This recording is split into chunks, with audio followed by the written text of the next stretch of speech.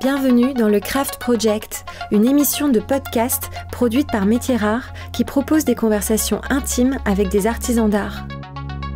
Un artisan d'art est un homme ou une femme qui choisit de faire apparaître de nouveaux objets sur la planète et consacre à cette tâche son corps, son âme et son esprit avec technique et poésie.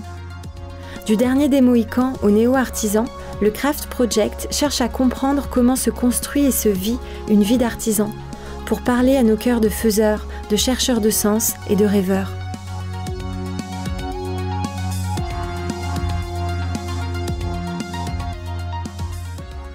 Je suis Raphaël Métiers Rares et aujourd'hui, j'interroge Bruno Moinard. Bruno Moinard est un architecte d'intérieur de grande renommée. Depuis plusieurs décennies, il met en volume, en couleurs et en matière, des espaces luxueux, des boutiques des grandes maisons et des chantiers privés. Sa mallette de dessin ne le quitte jamais, et c'est au crayon qu'il transcrit ses intuitions à ses clients et pour les artisans d'art qui exaucent ses idées. C'est rare un architecte d'intérieur qui dessine, et c'est beau à écouter.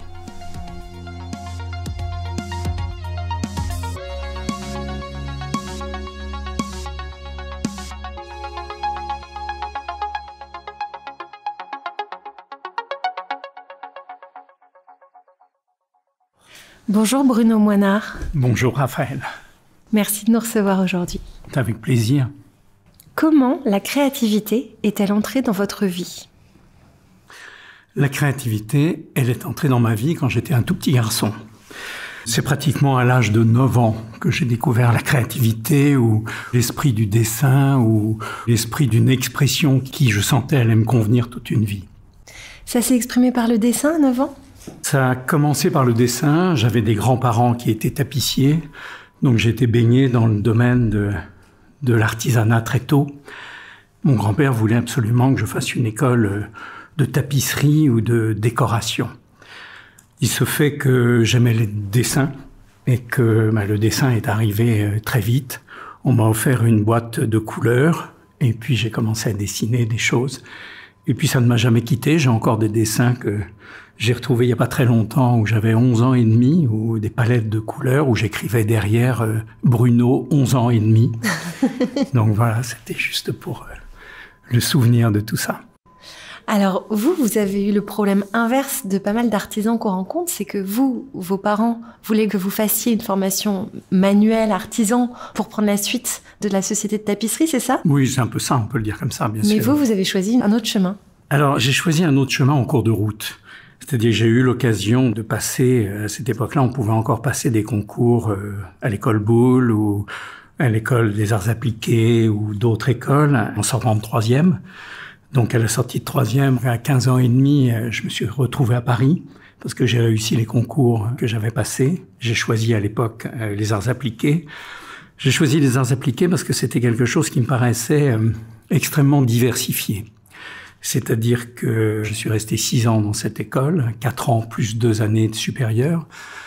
Et en fait, pendant les 4 premières années, j'ai fait de la sculpture, j'ai fait de la peinture, j'ai fait du staff, j'ai fait de l'impression sur tissu, j'ai fait de la couleur, j'ai fait de la métallerie. Enfin, j'ai fait tout un tas d'initiations sous forme de stages très courts, mais qui donnaient quand même une belle impression. J'étais quand même avec Serge Mouille en métal, j'étais quand même avec Giglioli en sculpture, j'étais avec Mougin, j'étais avec des gens qui travaillaient aussi à l'extérieur. Et ça avait une portée pour moi extrêmement importante.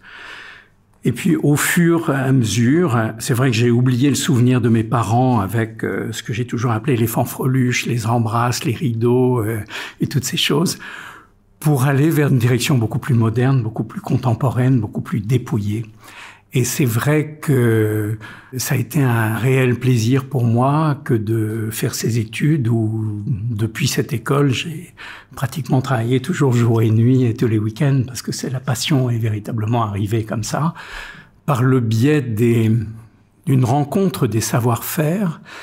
Et en fait, moi, je me suis plutôt spécialisé en architecture intérieure, c'est-à-dire je suis devenu un petit peu le chef d'orchestre de plusieurs artisans, plusieurs corps de métier, pour pouvoir réaliser des projets. Mais toujours très connecté au savoir-faire, parce qu'en fait, finalement, c'est votre point de départ, vous, l'atelier.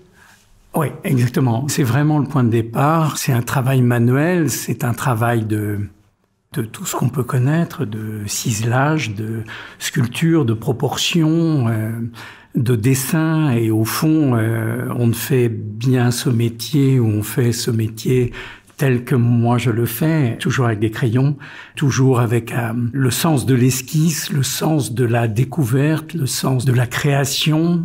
Et au fond, aujourd'hui, je travaille toujours de la même manière depuis tout ce temps, mais aujourd'hui, je travaille avec des artisans d'art qui sont devenus des amis, qui sont devenus des complices. On peut en citer quelques-uns ? Oh ben bien sûr, on peut citer Pietro Seminelli, on peut citer Pierre Bonnefille, on pourrait citer Guillaume Salburg dans un autre domaine. Voilà, il y en a beaucoup comme ça. Sur ces trois-là, on en a déjà podcasté 2, donc il m'en reste un. J'ai Marianne Guély pour des histoires de papier. Et ça, ce sont des rencontres. Alors c'est assez bizarre et c'est la chance du hasard et des rencontres, c'est que je pense que pour Pietro, pour Marianne, en fait, on a eu exactement le même mentor. Je crois que je suis sorti avant Pietro de l'école et en fait, quelqu'un de l'école m'avait repéré. C'était un professeur absolument unique et génial qui s'appelait Louis Bercute. On ne savait pas s'il était artiste, danseur, peintre, il était tout à la fois. Et en fait, il était proche des danseurs.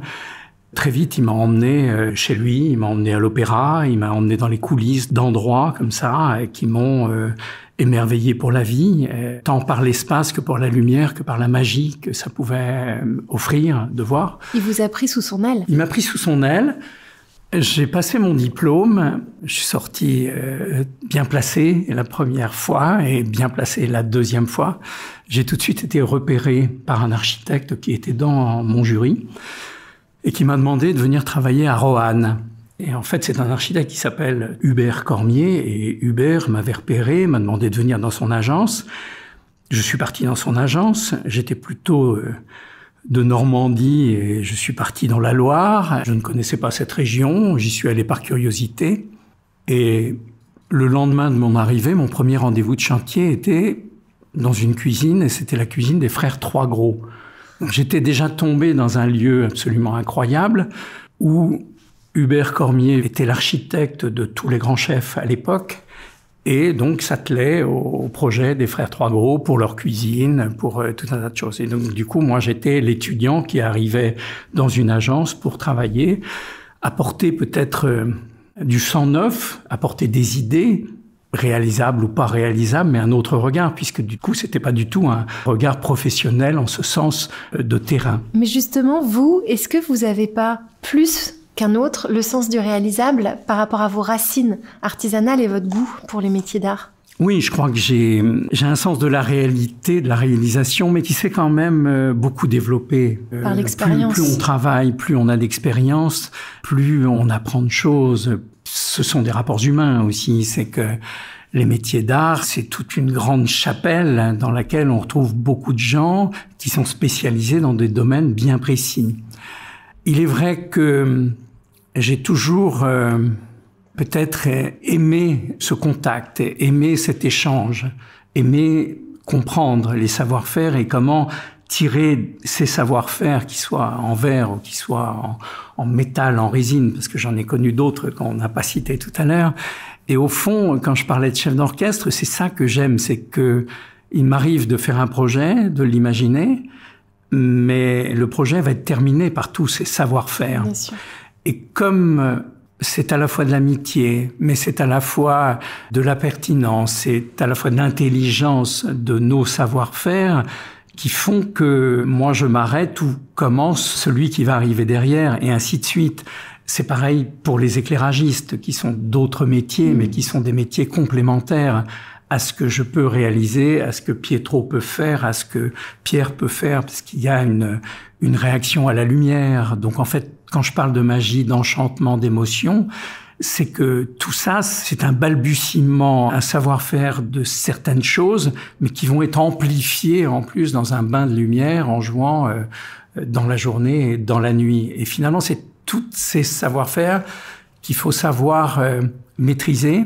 Mais comme on ne les maîtrise pas, chacun sait maîtriser sa propre histoire. Et Et ce qui est formidable, c'est de travailler avec tous ces complices. Mais c'est intéressant ce que vous dites, parce qu'en fait, avant le savoir-faire, presque, c'est l'homme ou la femme, bien sûr, que vous choisissez, puisque vous allez tellement avoir besoin de lui faire confiance. Bien sûr. Et c'est pour ça que vous avez des relations si longues, avec des relations de si long terme. Oui, c'est long, parce que après mon histoire du Bercormier dont je parlais tout à l'heure, ça a duré 1 an. Et je suis revenu à Paris.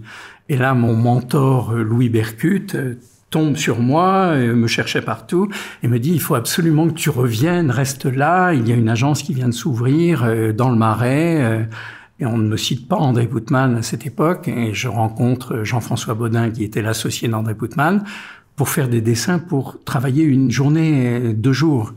Et je rencontre ces gens sur les conseils de Louis. Je m'installe à une table, je vois que dans l'agence, peu de monde, parce qu'il y avait un architecte et puis une secrétaire. Et j'étais impressionné par le lieu.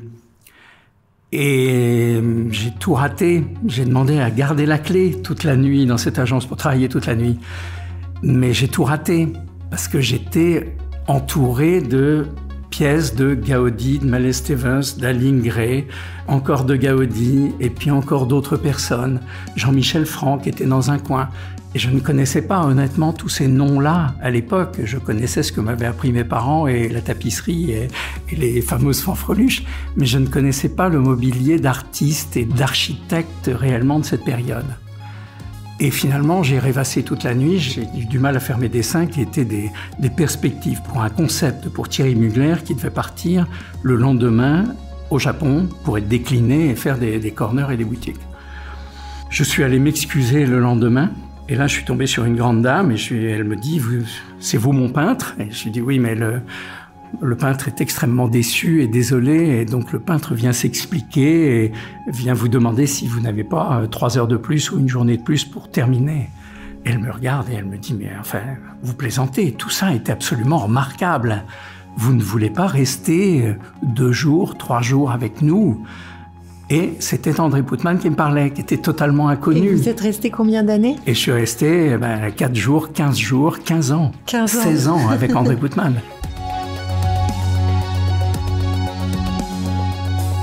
C'est ça qui a été mon gros déclencheur, parce que là, sur 15 années, on va dire que j'ai travaillé pendant 5 ans avec tous les couturiers. Donc j'étais avec Asdine Alaya, j'étais avec Thierry Mugler, j'étais avec Karl Lagerfeld, avec Saint-Laurent, Castelbajac, Tanguy-Celli. Parce qu'elle avait déjà tous ces chantiers-là. Elle connaissait ces gens. Elle était intime de tous ces couturiers parce que c'était son milieu, la culture, la peinture. Elle avait découvert beaucoup d'artistes aussi. Bram van Velde, c'était elle qui l'avait découvert, qui l'avait fait rentrer à prise unique. Enfin, il y a eu toute une période dans les années 60 qui était extrêmement importante, qui était un premier déclic. Donc, elle était proche de Didier Grimbach, qui est devenu le personnage qu'on connaît, qui travaillait dans la mode, mais qui a été président et directeur de beaucoup de sociétés. Saint-Laurent pendant une période, Thierry Mugler pendant d'autres. Et après, il est devenu président de la Fédération française de haute couture. D'accord. Voilà, c'était quelqu'un qui était proche d'André, qui avait effectivement des réseaux importants dans ces domaines. Et donc, Karl avait toujours dit à André, mais enfin André, montez votre bureau, ne travaillez pas comme ça en douce pour vos amis, ouvrez quelque chose. Et en fait, elle a ouvert et je suis arrivé dans la foulée. Ah oui, donc j'ai vécu toute cette histoire. Donc un jour, elle me parle de Karl Lagerfeld, moi j'étais comme ça. Et puis là, je vous ramène tout ça, c'est dans les années 83. Et finalement, j'ai travaillé avec Karl Lagerfeld pendant des années. J'ai fait un studio chez Chloé, un premier studio chez Chanel.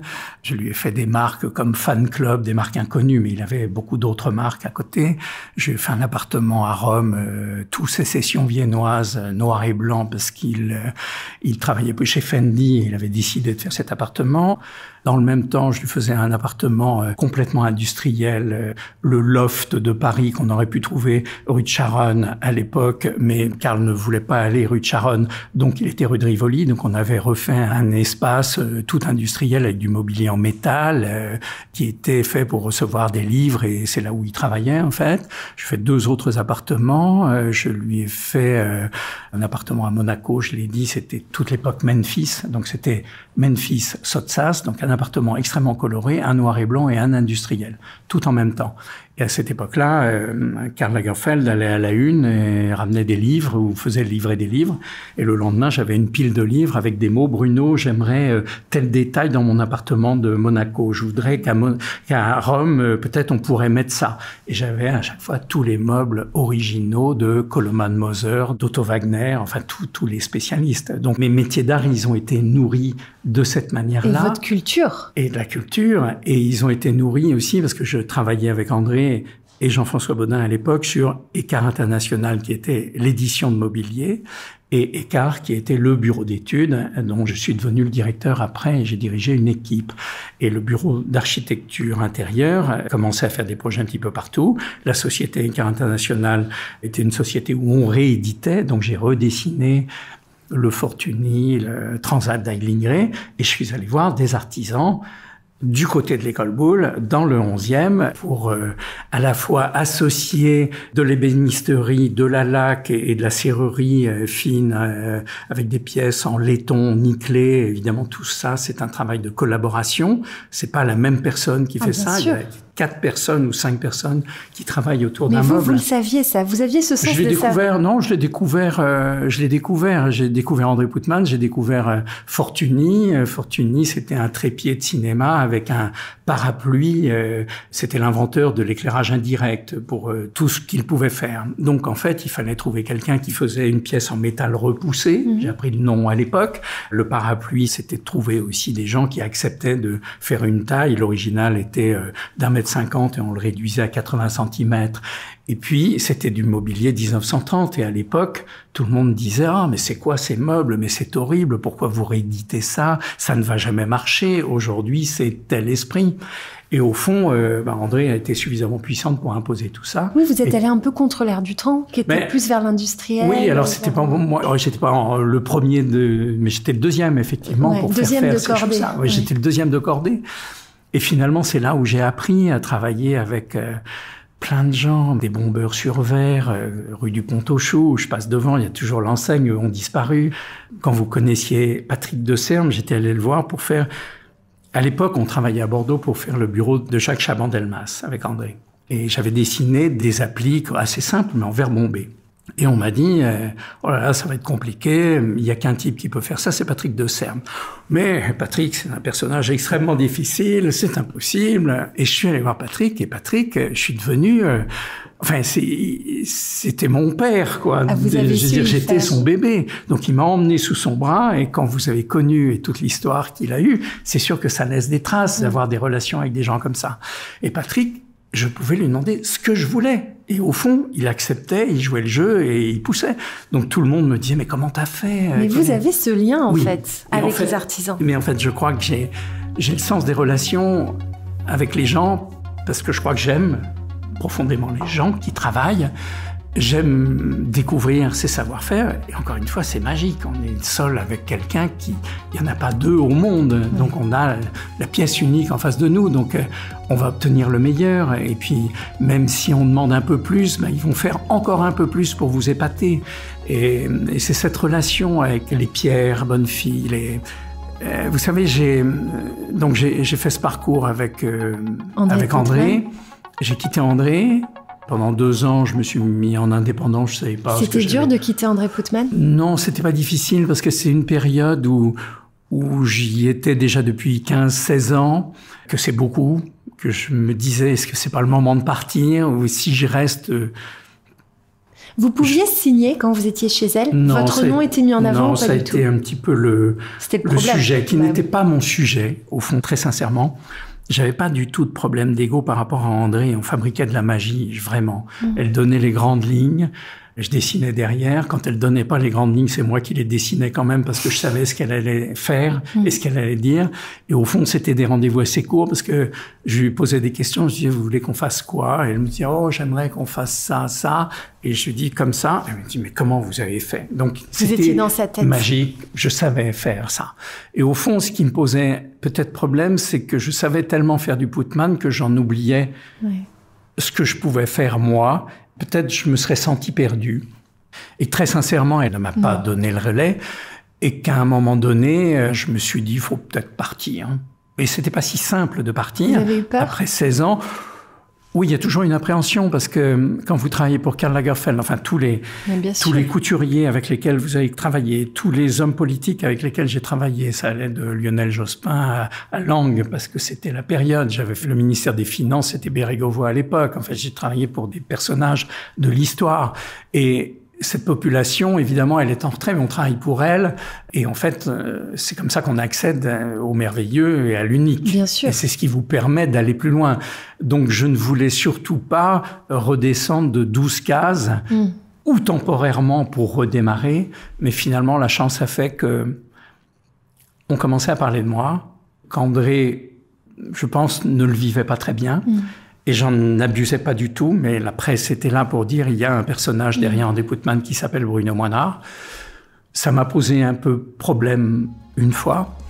Et la deuxième fois, c'est quand Alain-Dominique Perrin a commandé la Fondation Cartier à Jean Nouvel, avec Marie-Claude Beau, ils sont allés voir André en disant à André, il faudrait que vous nous prêtiez Bruno pendant 3 mois pour venir travailler avec Jean Nouvel sur l'espace de la Fondation Cartier.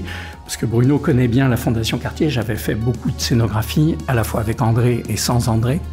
Donc ça a été un déclic important. Oui. Et je suis parti. Ça vous a donné confiance. Oui, ça m'a donné confiance.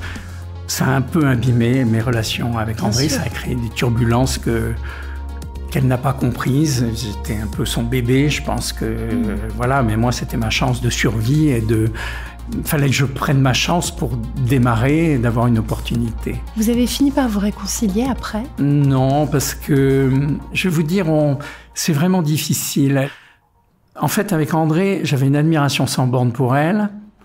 J'étais pas intime d'André, mais j'étais constamment avec elle. Mais j'allais jamais dans les dîners. En fait, moi, j'étais dans le back-office et c'est moi qui terminais les projets la nuit. Et il y a des moments où on terminait les projets d'une manière joyeuse, d'une manière triste. On pouvait pleurer parfois parce qu'il fallait quand même... il y a des moments difficiles, mais des moments de la vie normaux, quoi, où j'ai jamais quitté le navire parce que je savais qu'il fallait tout ce temps pour que le projet soit à la hauteur. Et les clients qu'on avait en face, c'était des clients extrêmement importants. Donc, je voulais pas décevoir. Je voulais pas rater une marche. Et au fond, je crois que c'est le fait d'avoir été à côté d'elle pendant toutes ces années. J'étais repéré par tout le monde, mais je ne le voyais pas. Et au fond, juste avant de partir, 2 ou 3 proches m'ont dit « Bruno, viens me voir dimanche, viens me voir tel jour ». Donc des personnages extrêmement importants et qui m'ont dit « Monte ton agence ». Et c'est comme ça que ça s'est fait. Et j'avais le crédit de gens vraiment qui sont restés des amis longtemps après. Et des clients? Des clients, bien sûr. Qui vous ont suivi? Bien sûr. Donc tout de suite, vous avez eu des chantiers à la hauteur. Les clients m'ont suivi, ça a été compliqué parce que pendant un moment, je voulais pas trop travailler avec les clients d'André. Je voulais pas vider, mais très vite, ça s'est fait comme ça. Et au fond, j'ai démarré tout de suite. J'ai pas été 10 minutes à l'arrêt. Le jour où j'ai dit au revoir à André, on s'est quitté. C'était rue Saint-Antoine. Je suis descendu de l'agence, j'ai pris la petite impasse qui mène à la rue Saint-Antoine. Et là, mon gros téléphone portable à l'époque sonnait. Et on me disait, on cherche un certain Bruno, on vient d'acheter tel immeuble, on sait qu'il y a un certain Bruno chez André Putman. Et je dis, je suis celui-là. J'ai refait une galerie qui s'appelle la Galerie La Lumière, et c'était l'immeuble d'Azdine Alaya. Et Azdine Alaya venait de vendre, et effectivement, j'avais travaillé sur ce projet. Le lendemain, on m'appelle et on me dit, voilà, on sait que vous venez de quitter André Putman, ça va très très vite. Hein. Incroyable. Nous sommes très 18e, on sait que vous êtes extrêmement zen, mais on aimerait bien vous voir. J'ai fait 4 maisons pour ces gens-là dans ma vie. Et puis un jour, vraiment pendant cette période-là, un ami m'appelle et me dit, j'étais pas très loin de François Pinault ce matin, on était par hasard là, il vient de racheter la Fnac, il cherche un architecte, on a donné ton nom, appelle-le demain à 15h30. Alors, j'ai dit, non mais, vous plaisantez, j'ai travaillé pour beaucoup de gens, mais François Pinault, et le lendemain, j'ai appelé François Pinault, et sa secrétaire m'a dit à 15h30, ne quittez pas Monsieur Moinard, Monsieur Pinault attendait votre appel. Bon, inutile de vous dire que ça... C'est presque trop facile, ça, non? Inutile de vous dire que ça vous met une énergie foudroyante, et que pendant 2 ans, j'ai travaillé jour et nuit, j'ai travaillé à la maison, et j'ai toujours une femme et j'ai 4 enfants, et tout le monde jouait avec mes feutres à la maison. Donc je travaillais la nuit, donc je faisais tous mes projets la nuit. Et puis, Cartier, ça a suivi. J'avais travaillé avec Jean Nouvel à la Fondation Cartier. On m'a confié une première scénographie, une deuxième. J'en ai fait 7. Et un jour, Alain Dominique Perrin m'a rappelé en me disant « Bruno, je lance un concours pour les boutiques Cartier. Est-ce que ça vous dirait de répondre ?» 20 ans après, je suis toujours fidèle à François Pinault. Je suis au 6e projet. Là, actuellement, je lui fais un vignoble. Et je continue l'aventure Cartier. Je suis au 5e président. J'en suis à 470 boutiques dans le monde depuis 20 ans.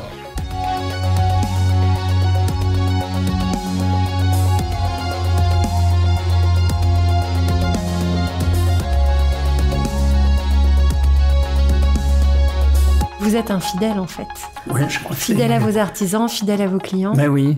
Donc, j'ai une société d'architecture intérieure. J'ai 45 personnes avec moi. J'ai une associée. J'ai une jeune femme que j'ai associée avec moi depuis 10 ans pour me dire il y a un relais à prendre. On peut pas abîmer cette histoire. Ce sont pas mes enfants qui doivent être là-dedans. Pourquoi pas mes enfants? Parce que j'ai pas voulu mettre de stress dans la famille. J'en mets suffisamment. Je suis suffisamment encombrant. J'ai pas voulu que mes enfants viennent dans une équipe où ils devraient être les meilleurs. Et voilà, c'est difficile pour tout le monde. Donc, j'ai laissé mes enfants faire ce qu'ils voulaient. Et puis, j'ai choisi Claire Bétail qui... Comment vous l'avez choisi? Je l'ai choisi... vous savez, on choisit les gens comme ça dans la relation de travail. C'est une très longue histoire. J'ai des très longues histoires avec tout le monde. Mais pour faire très simple, avec Claire, je cherchais quelqu'un. On m'a envoyé 3 personnes. Et elle était la 4e. Et les 3 personnes, je m'étais ennuyé en écoutant, en regardant leur travail. Et Claire est arrivée. Je l'ai vue lumineuse dans l'entrée. Je me suis dit, il me faut quelqu'un comme ça. Et puis elle me dit, vous savez, je vous trouve, mais en fait, je suis allé chez Écart parce que je crois que je cherchais un fantôme. Je ne sais pas si c'est André Poutman que je cherchais, mais c'est le travail qu'on faisait chez Écart, en fait. Et je viens de voir que vous étiez Écart. Donc, coïncidence totale. Et je l'ai fait travailler. On a travaillé sur des projets, mais à un moment donné, je peux pas être avec tout le monde. Donc, je survole, je vois tout le monde, mais je vois des gens principaux qui sont les chefs de projet. Bien et puis, sûr. Évidemment, je travaille avec tout le monde. Et puis un jour, j'ai un Qatari qui est là, qui est un stagiaire et qui devient un peu chef d'agence parce qu'il est merveilleux, très efficace. Le seul truc, c'est qu'il vient me voir un jour et il me dit « Monsieur Bruno, je peux vous voir ?» Et je dis « Oui, bien sûr ». Et il vient me voir et me dit « Vous savez, il faut qu'on arrête de faire travailler avec des femmes, il faut qu'on prenne que des hommes. » Alors là, je me suis dit « Là, toi, je t'aime bien, efficace, mais moi, je préfère travailler avec des femmes que de travailler avec des hommes. Il faut du mixte, mais j'ai plus un feeling, une volonté de travail. Et puis tout le monde, et chacun peut reconnaître que les femmes sont beaucoup plus pugnaces que les hommes et beaucoup plus efficaces. Elles vont droit au but et elles ne lâchent pas. Et moi, j'aurais tendance à lâcher parfois. Donc, j'ai besoin d'être épaulé là-dedans. Et donc, la vie fait que ce garçon disparaît. Qu'est-ce que vous lui répondez à ce garçon? Je lui dis, écoute, oui, ça m'intéresse beaucoup ce que tu dis. Puis la vie a fait qu'il est parti, mais pas à cause de ça. Ça s'est fait dans la foulée pour d'autres raisons. Il était étudiant en architecture et il a passé son diplôme. J'étais même dans son jury et il a eu une mention bien pour son diplôme. Et comme c'est le Qatar, c'est la famille, il a été rappelé par ses parents pour travailler au Qatar. Et maintenant, c'est un de nos correspondants au Qatar pour suivre des projets. Donc, ça s'est fait d'une autre manière et notre amitié, et je sais qu'il est toujours, maintenant il me tutoie, il m'appelle Bruno, mais il m'appelait longtemps Monsieur Bruno en vous voyant. Et donc, le lien est toujours resté. Et du coup, j'ai fait monter Claire un peu au créneau, comme ça, puis j'ai vu que ça marchait. Puis un jour, il est venu me voir en me disant, j'ai un problème, j'ai passé un bon moment avec vous, mais il faut que je parte parce que mon père a des problèmes de santé, il faut que je reparte à Bordeaux, dans la région bordelaise. Et c'est pas grave, vous avez fait Château-Latour, peut-être que je vous ramènerai un vignoble et on pourra le faire ensemble. Et donc, j'étais un peu abasourdi par ça. Elle est partie avec son mari revivre à Bordeaux. Mais 15 jours après, je la rappelais pour lui dire, écoute, tu peux pas venir une journée là parce que j'ai un projet et ce serait bien, tu l'avais commencé. Et puis le mois d'après, c'était, tu peux rester 2 jours parce que c'est quand même pas facile.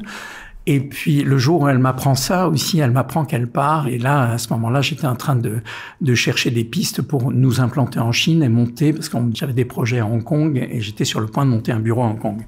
Et j'ai dit, quel dommage que tu t'en ailles. Il n'y avait pas de menace là-dedans. Et je lui dis, je suis en train de réfléchir et j'aurais aimé que tu prennes la direction de Hong Kong. On a fait un bureau Paris-Hong Kong. Et là, je me souviendrai de son œil lumineux. Et donc, j'avais touché fort. Et puis finalement, ça s'est pas fait comme ça. La vie s'est fait autrement. On a fait des projets à Hong Kong quand même, mais c'est pas elle qui est partie. Et puis au bout de 6 mois, elle revenait 3 jours par semaine. Et puis au bout d'un moment, elle venait passer 5 jours par semaine. Et elle repartait le week-end avec son mari. Et puis on commençait vraiment à s'implanter en Chine beaucoup. Et puis un jour, je lui ai dit, bon, Claire, il faut qu'on parle. Je vais t'associer avec moi. Et puis tu reviens à Paris. On trouve une solution. Et puis voilà. Et l'histoire est partie comme ça. Donc ça fait plusieurs années qu'elle est associée. L'histoire montera davantage. Moi, je partirai petit à petit, mais pas encore, faire de l'aquarelle ou travailler avec mes copains de la sculpture et de la peinture.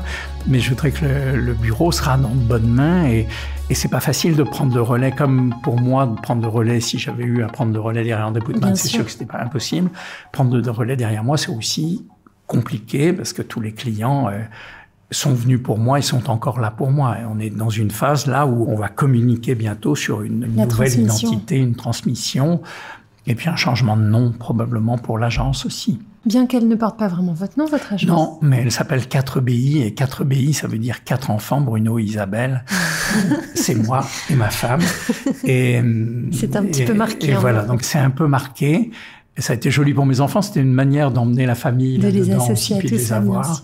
Et puis, mais ça prendra un autre virage, normalement, et je le souhaite profondément, mais c'est pas facile de transmettre quelque chose, une histoire que vous avez inventée, une histoire que vous avez montée, avec des codes, avec une personnalité. Et je me rends bien compte qu'il faut du temps au temps pour que les gens comprennent et les gens partent avec quelqu'un d'autre. Mais ça se fera. Bien sûr, mais c'est un grand sujet des métiers d'art, la transmission. Mais bien sûr. Parce que c'est bien plus qu'une technique et qu'un savoir-faire. Mais c'est exactement ça. C'est exactement ça. Combien d'artisans ont disparu parce qu'ils n'ont pas su transmettre? Combien d'artisans ont disparu parce qu'ils n'ont pas su s'étoffer? Ceux qui ont disparu auraient pu être repris par d'autres. Mais comment communiquer sur une équipe quand on n'est pas formé comme ça? Et c'est toute la difficulté. Et quand on est un artisan, on n'est pas toujours Patrick Deserme, mais quand même on a du caractère, parce qu'il faut avoir du caractère. Oui. Et tous ces gens-là, mais vous pouvez savoir mon passé avec tous ces gens, des métalliers, un certain monsieur Delabarre qui est parti depuis très très longtemps, qui a été remplacé par un Suppel-Jacques, qui a arrêté.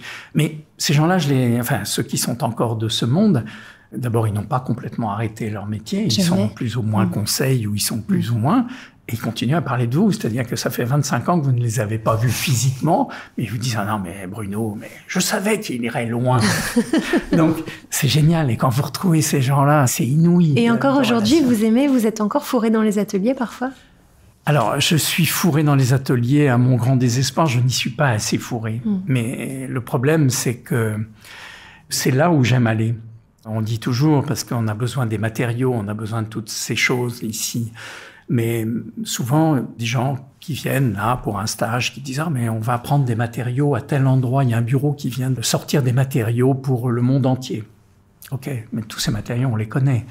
Nous, c'est du bricolage, ce qu'on fait. C'est comment prendre un morceau de métal dans une poubelle. Et finalement, moi, je vais chez les métalliers, je regarde ce qu'ils font, ils me montrent leur serrurerie sublime, mais je le connais, ça. Et je vais plutôt dans les poubelles ramasser du métal tordu, abîmé. Et c'est tout ça qui nous sert pour reconstruire des choses. Donc, évidemment, j'adore aller dans les ateliers. C'est une chose extrêmement importante. Ça donne une bouffée d'air, parce que ce que vous pouvez imaginer autour d'une table, vous l'imaginez, mais quand vous avez le gars en face et tous les échantillons, et puis le monsieur qui vous dit « Mais non, monsieur Bruno, faites pas comme ça, on pourrait faire comme ça. » Alors moi, j'ai que des cas comme ça. J'ai essayé de participer à un AD une fois, il fallait trouver des métalliers, puis je dis « On va faire des grands paravents dans la pièce, mais on va les faire en aluminium découpé au jet d'eau. » On me dit « Monsieur Bruno, mais non. Vous, pas d'aluminium, mais vous, c'est le bronze. On parle pas d'argent, on va vous les faire. OK. Je monte ma société qui s'appelle Bruno Moinard Édition, qui est une société d'édition de mobilier. Et là, on se dit, bon, il faut un bronzier, il faut un tapissier. Alors, je prends un bronzier, un deuxième bronzier. Puis j'en ai 3 autres qui m'appellent, qui me disent « Monsieur Bruno, vous venez de monter une société, là, faites-nous faire n'importe quoi. Non, on veut venir avec vous. » Donc, quand vous entendez ça, ça donne des ailes. Ah oui, c'est formidable. Et justement, vous faites intervenir beaucoup de métiers sur beaucoup de matières. Est-ce qu'il y a une matière dont vous êtes particulièrement proche, une qui vous fait tout particulièrement vibrer? On va dire quand même que le bronze, j'y suis très sensible parce que c'est de la sculpture, parce que c'est une matière qui se traite de différentes couleurs. Parce que j'ai fait une des premières boutiques qui s'appelait Hémisphère en 1981 avec André Poutman et Jean-François Bodin. Et c'était la reprise des années 30 et tout était bronze médaille. Et c'est là où je me suis plongé dans le laiton. Mais je peux vous dire, on a fait en 1981, c'était pas le même qu'en 2020. Et c'était pas la même précision, c'était pas le même emballage. Il fallait voir le travail d'orfèvre qui a été fait autour de ça. Et ça m'a beaucoup influencé. À tel point que quand j'ai été appelé pour les boutiques Cartier, j'ai dit on va les faire en bronze, on les fait pas en laiton clinquant, il faut que ce soit un bronze. C'était du bronze médaille. Et quand je suis arrivé au Japon pour voir les premières boutiques, on m'a dit ah oui, alors là on a mis du bronze Bruno Moinard, bronze médaille BM, c'est Bruno Moinard. Donc en fait, je me suis dit c'est incroyable, c'est rigolo.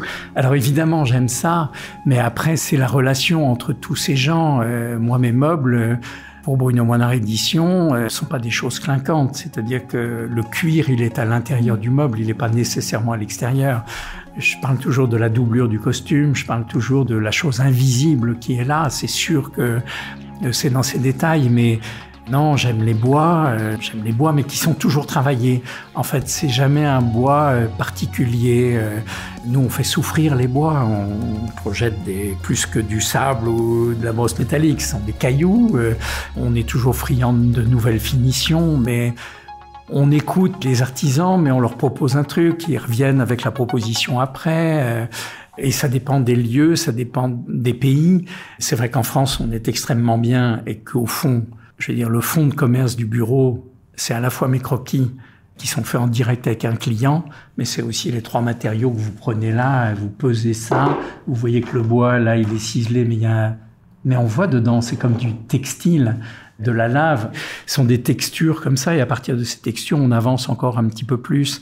Donc, mes matériaux de prédilection, c'est sûr que, comme on disait tout à l'heure, j'ai beaucoup d'affection pour François Pinault Cartier. C'était du chêne, c'est du bronze médaille, mais c'est vrai que tous les matériaux de douceur sont des matériaux tactiles aussi. Ils ne sont pas nécessairement des choses anguleuses. Je trouve que l'envie de toucher est importante. Et dans l'artisanat, vous aviez le sage, on lui faisait faire des broderies, on les regarde, mais on a envie de mettre les mains dessus.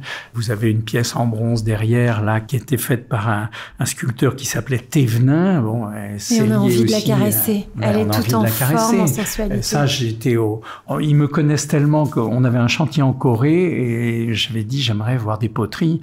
À minuit et demi, on m'a emmené à 50 bornes de Séoul. On a demandé à un artisan potier de rester pour moi. Alors, ils avaient fait tout le trafic de dire c'est Monsieur Cartier, c'est Monsieur machin. Mais en même temps, évidemment, ça m'ouvre des portes d'aller voir ça. Mais en même temps, j'ai passé la nuit à le regarder. J'étais à Shindonzen, c'est en Chine, c'est l'endroit où on fait le bleu de tous les carrelages, les poteries et tout. C'est le bleu de cet endroit.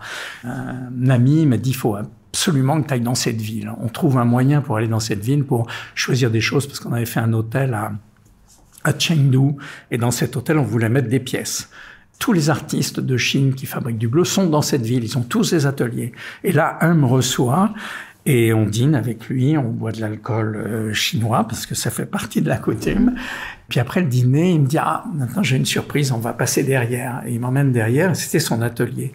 Et dans son atelier, il avait mis des petites théières qui étaient encore fraîches. Donc il y avait 5 théières, il y avait des petits vases, il y avait des choses. Puis il avait fait des plaques de céramique assez longues.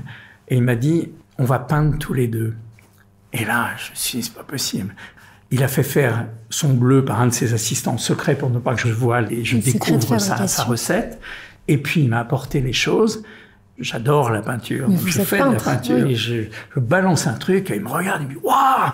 Et là, on est partis tous les deux à peindre une chose. Il a passé tout dans le four, il est revenu à Paris, il m'a apporté une petite pièce, la pièce bleue qui est là-bas au fond, parce que c'était cassé dans le four et puis il pouvait pas se charger, mais je dois toujours aller le revoir. Et on a fait des choses comme ça toute la nuit. Donc j'ai réussi à créer une relation de travail, d'échange autour d'un truc extrêmement personnel en plus. Et vous ne parliez absolument pas la même langue, il y avait un traducteur entre vous? Traducteur et puis geste. Donc c'est pour ça que le dessin me sert beaucoup, parce que finalement, un dessin, tout le monde peut le comprendre d'une certaine manière ou d'une autre. Ils ne comprennent peut-être pas le dessin tel que je vais le dessiner, mais finalement, en réagissant sur mon croquis, moi, je vais redessiner autre chose. Et c'est comme ça que les projets avancent, en fait. Alors justement, c'était la question que je voulais vous poser. Vous qui travaillez beaucoup avec la Chine, vous avez des relations avec des artisans d'art chinois. Là, c'est un exemple... C'est comment les métiers d'art en Chine ? Alors, il y a plusieurs catégories. C'est-à-dire que quand vous venez avec un projet d'architecture, vous venez avec vos propres matériaux et les propres matériaux de vos artisans. Donc on va dire que le premier rendez-vous, il est difficile parce que quand vous allez revenir la fois d'après, ils vont avoir contre-typé tout ce que vous avez fait. Donc là, ça veut dire qu'on n'est pas nécessairement avec les artisans, vous êtes avec des entreprises qui veulent réaliser, mais vous piquez vos idées.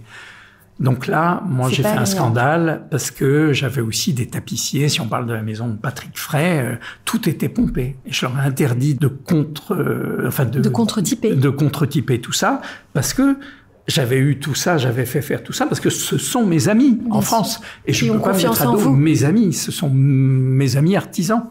Donc, ils ont bien compris. Ils étaient très ennuyés.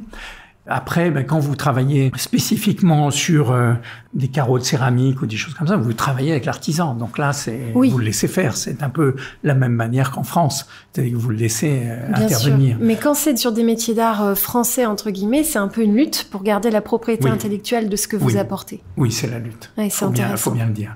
C'est la lutte parce que parfois c'est compliqué. Alors il y a des astuces. Mais si vous prenez mon ami Pierre Bonnefille, ce qu'il va faire, il le fait sur des panneaux. Les panneaux, pour qu'ils soient extrêmement précis, il faut les monter à blanc. Donc les monter à blanc, ça veut dire que où on les envoie, tout est monté sur place dans la pièce et renvoyé à Paris pour que Pierre les fasse. D'accord. Donc ça, c'est une technique qu'on peut pas prendre. Ça coûte trop cher dans les transports et c'est trop long. Donc il faut trouver d'autres solutions. Effectivement, donc on trouve des arbitrages comme ça qu'on fait avec Pierre, parce que Pierre me fait beaucoup de boutiques pour Cartier, ou une montée d'escalier, ou des détails, ou des choses comme ça, et qui restent des morceaux conséquents, mais qui sont facilement adaptables là-bas, pour qu'on puisse baisser les coûts et pouvoir lutter contre la contrefaçon. Vous trouvez des solutions pour faire coexister. Mais la coexister contrefaçon, elle peut exister en France aussi. On parle de Chine, on parle d'autres choses. Je crois que nous, on peut se targuer d'avoir les plus grands clients de la planète quand même. Et que malgré tout, même pour ces plus grands clients dans tous les sens, à un moment donné, on retrouve des choses qui sont pas du maître d'art qu'on a indiqué au départ. Et donc on rectifie le tir et ça se rectifie. Alors que vous l'avez dessiné avec cet artisan et il est produit avec un autre. Oui. Mais ça c'est la loi c'est la loi d'aujourd'hui. Aujourd'hui, c'est une course contre la montre pour avoir des budgets les plus faibles dans tous les domaines. Je dis pas que dans le luxe, ils prennent les budgets les plus faibles, mais souvent on me dit tu as de la chance, tu travailles avec des budgets colossaux. Et je dis oui, bien sûr, mais plus les projets sont pharaoniques, moins les budgets sont colossaux, ou même le budget est colossal, mais on en demande tellement, on en fournit tellement que finalement ramener au mètre carré, ça reste discutable. Il n'y a pas plus de plaintes pour moi, mais c'est pas parce qu'on a beaucoup d'argent qu'on va réaliser. Tous les gens pour qui je travaille regardent les budgets, même si ce sont pas les propriétaires qui regardent les budgets. Je peux vous dire qu'ils sont équipés d'une armée d'acheteurs et de gens qui épluchent tous les prix et qui regardent tous les prix et qui comparent même ce qui n'est pas comparable. Donc c'est l'objet de débats extrêmement importants. Et c'est vous qui les menez, ces débats-là? Alors je les mène d'une certaine manière, c'est-à-dire que quand je parlais de mes chantiers avec André Poutman au début, oui, je faisais le chantier du début à la fin. D'accord. Le monde est devenu beaucoup trop compliqué. Et aujourd'hui, suivre un chantier est devenu une attitude guerrière pour être dans les temps, pour être dans les budgets, pour être dans la conformité. Il y a une foule de difficultés. Donc il faut, pour moi, prendre des gens spécialisés dans l'exécution des projets. Par contre, je fais la conception des projets. Bien sûr. Et je fais une conception qui est suivi après. Je suis les chantiers, mais pour voir si c'est conforme à ce qu'on a imaginé ou pour prendre les décisions nécessaires quand on fait une réhabilitation. Il y a un mur qui tombe, donc je suis là pour donner la directive. Par conséquent, il y a 2-3 économistes qui sont choisis, qui synthétisent tous les prix et qui viennent discuter. Et effectivement, quand on discute, il nous arrive de rentrer dedans parce que il y a des choses qu'on défend. Il y a des choses pour lesquelles on comprend que le prix soit pas... c'est une enveloppe globale, effectivement. Moi, je préfère ne pas disperser l'argent dans le projet, en faire un moyen. Je préfère laisser des pièces en l'état et faire du très bien à côté pour avoir une vraie confrontation et une vraie qualité qui fait qu'en général, on fera l'autre partie après. Mais il n'y a pas de sens politique, il n'y a pas de stratégie non plus. C'est de l'expérience uniquement. Par exemple, toutes les boutiques Cartier, je suis pas responsable des budgets. Quand on me dit, Bruno, on a supprimé tel matériau, c'était trop cher. Je dis, pourquoi trop trop cher. Et quand on m'annonce le prix, je dis c'était même pas la peine de penser ce matériau. C'est évidemment trop cher. On va proposer autre chose. Donc il y a une logique de réalisation. Moi, ce qui m'importe le plus, c'est de faire des projets dont je suis fier, mais dont les équipes sont fières et dont les propriétaires sont fiers. Parce que ça ferait pas 20 ans que je serais à la tête de Cartier, ça ferait pas 20 ans que je serais à la tête de François Pinault, ça ferait pas 15 ans que je travaille pour la famille Houzé et les Galeries Lafayette. Tous ces gens-là, je les connais depuis toujours. Et il n'y a pas très longtemps, comme ça, dans un dîner où je vais pas très souvent, mais il y avait un monsieur et une dame pour qui je travaille maintenant, et la dame venait d'apprendre que le monsieur m'avait confié leur maison. Et madame voulait faire la décoration. Donc, elle dit, mais c'est pas possible, c'est moi qui fais la décoration. Et le monsieur qui était à côté, qui s'appelle François Pinault, lui dit, mais non, mais attends, mais quel est le problème? Non, mais t'es dans les mains de Bruno. Il va t'écouter, il va être dans le budget, t'auras dans les temps, et il n'y a aucun problème. Sois rassuré, il va t'écouter. Bon, quand vous avez un ambassadeur comme François Pinault qui parle de vous de cette manière, vous êtes tranquille. Vous êtes tranquille, mais la marche, elle monte de plus en plus, quoi. Et donc ces clients-là, c'est vrai que ce sont des clients illustres. C'est arrivé dans les relations comme ça, et c'est en pleine réalisation actuellement. Mais alors, je suis fier. Il y a un domaine dans lequel vous êtes complètement libre, et pour le coup, vous suivez que votre intuition, c'est la peinture. Oui. Et ça, vous le développez quand est-ce que vous avez le temps de faire ça, en fait?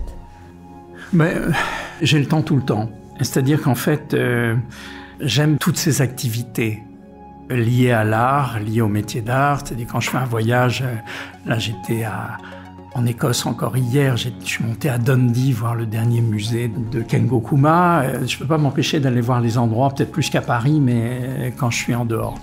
Donc j'aime ça, c'est en moi. J'aime les projets, mais c'est vrai que les projets de boutique, quand je faisais une boutique Cartier il y a 15 ans, j'avais le président, quelqu'un d'autre, on était 3 à décider de l'implantation de la boutique. Aujourd'hui, ça passe en comité boutique, donc il y a 70 personnes qui vont donner leur avis. Je travaille actuellement sur 50 boutiques quand même ici. Donc c'est devenu une machine quand même. Donc c'est sûr que là, à un moment donné, quand on me dit « Ah, ça va pas, là, c'est pas bien, pourquoi tu fais pas ça comme ça ?» Bon. Alors la première fois, la deuxième fois, la 10e fois, tu dis « Oh, c'est pas possible, j'ai donné ça parce qu'il faut... » Donc c'est pour ça que j'aime les femmes avec moi et c'est pour ça que j'aime l'équipe, parce que l'équipe, elle me protège aussi, puis je réapparais à un moment donné pour dire maintenant si c'est comme ça. Donc en fait, vous êtes sur le cœur de votre valeur ajoutée à l'agence. Voilà, exactement. Donc ça, c'est une énergie colossale, du matin au soir, et la nuit. Et puis, j'ai eu l'idée de monter Bruno Moinard Édition. Alors, c'est dessiner du mobilier. Mais de Bruno Moinard Édition, il y a Roche-Beaubois qui m'a demandé de dessiner du mobilier. Il y a une compagnie belge, il y a des tapis.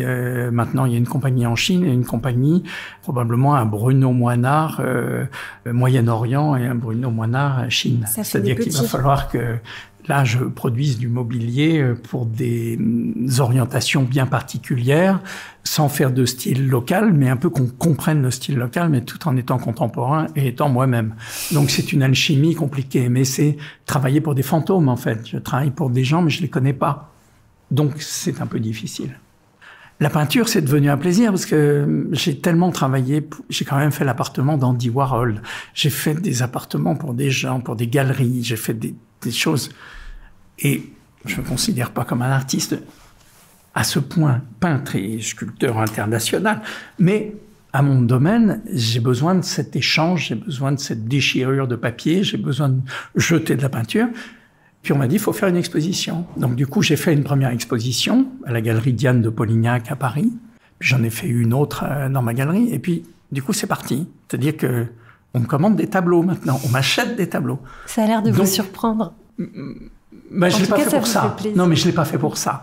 Et au fond, ben, je viens de me faire construire un atelier à la campagne pour faire de la peinture. Quand je suis en voyage, dans tous mes voyages, une fois par semaine, eh ben, tous les soirs, dans ma chambre d'hôtel, je fais de l'aquarelle et je fais de la gouache. Parce que moi, j'ai votre... alors, je sais pas si on dit encore attaché case quand on voit un sac comme celui-là. Mais votre sac, avec des dizaines de feux de toutes les couleurs. 80-100 quand même, ça va vite. 80-100, un rouleau de papier blanc, un réglet en métal, Ouais. Quelques échantillons. Enfin voilà, votre atelier, il est avec vous. C'est le sac de Mary Poppins. C'est-à-dire que j'ai toujours mon scotch, j'ai toujours ma colle UU, je peux déchirer, je fais un truc. Mais vous pouvez pas savoir, c'est mon outil de travail. Quand je vais chez un client, je fais vite un prototype, même la semaine dernière, d'un découpage d'une proportion avec 2 feutres. Et puis non seulement ça fait rigoler les gens, mais en plus ils voient que je m'en sers. Quoi. Oui, c'est efficace, c'est pas du folklore. C'est pas du folklore, c'est un véritable outil. Et j'ai besoin de cet outil. C'est vrai que j'emmène toujours avec mes clients. Quand je l'ai pas, je suis perdu. Quand je pars avec des collaborateurs, ils n'ont pas nécessairement pris un cahier, ce qui n'est pas un reproche pour eux, c'est qu'ils prennent les plans et tout. Et moi, j'ai besoin à un moment donné, de faire un bout de croquis en couleur pour montrer que le plafond va être comme ça, que ça va peut-être changer 10 fois, mais ça part de petits croquis comme ça. Et j'ai besoin de ça. Et les gens, bien souvent, on a fait des présentations. On a fait des présentations de projets à 3 ou 4. Et puis, à un moment donné, moi, je vois un truc sur un plan qui est projeté, puis je vois un défaut dans une salle de bain, je dis, j'ai pas vu ça.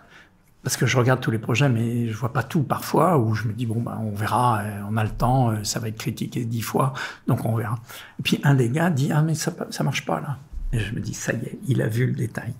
Alors, il y en a 2, là, qui essaient, oui, mais il n'y avait pas d'autre solution de faire ce détail-là, on pouvait pas le faire. Puis, à un moment donné, je gribouille. Puis je crois que personne ne me voit. Puis je donne ce dessin aux 2 personnes qui présentent et qui disent, on pourrait peut-être faire ça comme ça. Voilà, Bruno, vous êtes un génie. Bon, voilà. Je suis pas un génie, je suis quelqu'un qui a plaisir, encore une fois, de faire plaisir aux gens. Et quand on tombe sur un os comme ça, si le détail ne leur plaît pas, il va pas nous plaire non plus. Bien sûr.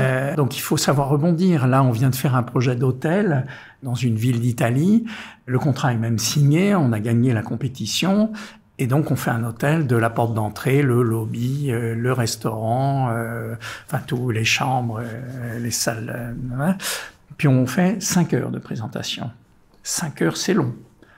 Et puis on nous demande de revenir pour présenter à la marque de l'hôtel. Là, c'était au propriétaire. Et on fait 6 heures de présentation entre le propriétaire et la marque de l'hôtel. Puis là, on attendait le débrief. Et vendredi dernier, on nous a appelés pour dire, on est désolé, mais l'entrée, ça va pas. Le lobby, il n'aime pas. Le restaurant, ça va pas du tout. Les plantes à l'intérieur, on veut pas. Le jardin, il est pas fait comme on aimerait. Les couloirs, ça va pas du tout. Les chambres, peut-être qu'il y a une chambre là, mais pas la salle de bain et peut-être l'autre. C'est-à-dire que tout le projet est tombé. Tout le monde est abîmé. Là, on se dit, c'est pas possible. C'est quand même dingue. On s'est quand même trompé.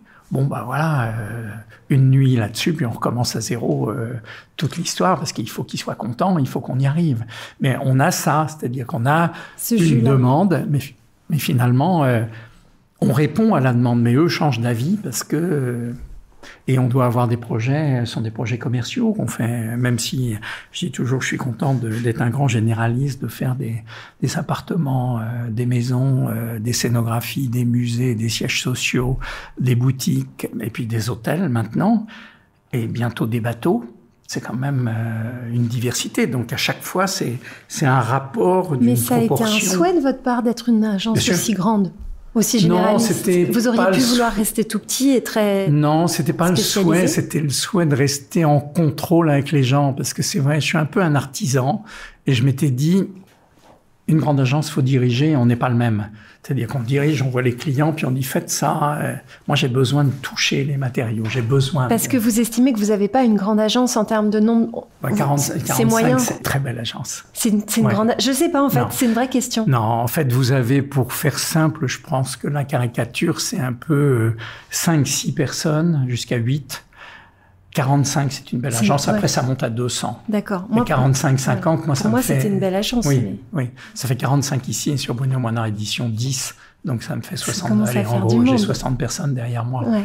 Donc, ça aussi, c'est un plaisir quand même, parce que je sais que je peux transmettre ça à ces gens. Ils savent bien que quand on est en voyage ou quand je suis en voyage, c'est vraiment pour la bonne cause et pour apporter des trucs. Et puis tout le monde vient jouer dans la cour. Donc quand je pars d'ici, tout le monde reste. Et quand j'arrive parfois le matin, ils sont déjà là. Enfin, il y a la difficulté pour moi, c'est de donner des projets équitables à tous les chefs de projet. Pour que tout le monde s'épanouisse. Il faut pas qu'il y en ait un qui est beaucoup moins bien ou beaucoup moins bien dans un temps, mais il faut quand même que tout le monde soit content. Et si moi je suis content de venir au bureau, c'est quand je les vois rigoler le matin quand j'arrive. Et les 2 personnes que vous avez vues à l'entrée aussi, il faut qu'elles aient le sourire dès le matin parce que elles aussi, elles en ont un peu lourd sur le dos. Bien sûr. Parce que c'est de l'exigence, notre domaine. Les métiers d'art, c'est l'excellence, c'est l'exigence. Et c'est dans tous les détails. Bien sûr. Bruno Moinard, je connais une fée des métiers d'art. Qu'est-ce qu'elle peut faire pour vous avec sa baguette magique? Qu'est-ce qu'elle pourrait faire, la fée des métiers d'art, pour moi? Ça, c'est une question. Vous savez, c'est une question qui ne repousse pas une réponse. Mais souvent, on m'a dit, t'as envie de quoi maintenant? Au fond, t'as fait plein de projets. Quel est ton rêve? Eh ben, je sais pas, parce que c'est vrai que j'ai fait toutes sortes de projets, mais je suis toujours à la recherche et toujours en attente. Il n'y a pas un moment, je peux avoir des moments de fatigue et de blues comme tout le monde, mais aujourd'hui, si je vous dis, c'est des relations humaines que j'aime en fait. C'est à la fois le projet ambitieux, mais c'est à la fois la personne avec qui je vais le faire. Il m'est arrivé d'avoir des gens ici qui arrivaient, là, des clients, dès le franchissement de la porte, je me suis dit, ça va pas marcher. Et puis finalement, ça s'est décoincé. Et puis après, ils avaient fait le tour de Paris et puis... Vous êtes très intuitif. Mais oui, c'est important. C'est important dans les matériaux, dans la couleur, dans la matière. Et l'intuitif veut dire spontané aussi, et veut dire rapide. Je suis à la bonne école. Mon meilleur prof, c'était Karl Lagerfeld. Sans créer d'ombre pour André, j'ai fait plein de trucs avec des gens, mais Karl, c'était incroyable. La rapidité avec laquelle on démarrait, on n'y revenait pas, et puis on partait. Puis une fois que je revenais avec tous les prix, tous les trucs, il disait « Ah oui, mais moi je suis déjà, vous savez, c'est comme la mode, je suis déjà passé à autre chose. Vous n'en êtes que là. » Et tout ça, ça m'est resté. Et au fond, ma rapidité dans les croquis, c'est garder la spontanéité, la fraîcheur, la chose qui n'est pas dessinée, mais qui est évoquée. Et vous savez, bien des fois, j'ai des clients complètement différents. J'ai des clients qui sont devenus des inconditionnels, mais ça a été difficile au départ, c'était le Plaza Athénée. Il avait gagné le Plaza, c'était quand même à 20 mètres d'ici, on ne pouvait pas le perdre. On était 18 en compétition, on est resté à 3 et on a failli le perdre. Et puis, c'était pas possible. Donc, jour et nuit, j'ai pleuré sur ce projet pour l'avoir. Après, j'ai pleuré pour le réaliser parce que ça a été difficile.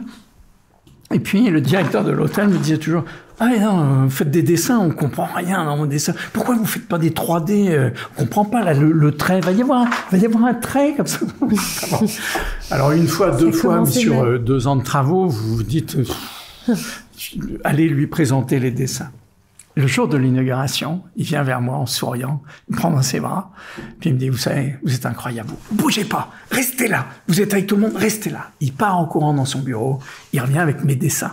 Et il me dit « Vous voyez, je peux vous le dire, je comprenais rien. Ça m'énervait, je comprenais rien. Mais en fait, vous êtes un sacré visionnaire, parce qu'en fait, ce que je vois aujourd'hui, je comprends tout dans votre dessin. Et en fait, tout est dans votre dessin. Vous êtes incroyable, parce que tout est là. Donc... Vous n'avez plus besoin de baguette magique. La fée, c'est de m'apporter un client merveilleux. C'est pas... J'ai des clients qui peuvent me donner carte blanche. Je hais la carte blanche. Vous savez pas quoi faire pour un client. Moi, ce que j'aime, c'est quand il y a des contraintes. Parfois, il y a des contraintes qui sont compliquées. On ne trouve pas d'idée. Mais quelqu'un qui sait ce qu'il veut, avec une ouverture d'esprit, collectionneur, curieux, qui change pas d'avis. Dès les premiers rendez-vous, le truc est en piste. C'est le meilleur projet. Donc si vous me trouvez un 2e François Pinault... Au boulot. Ouais. Merci Bruno Moinard. Merci à vous.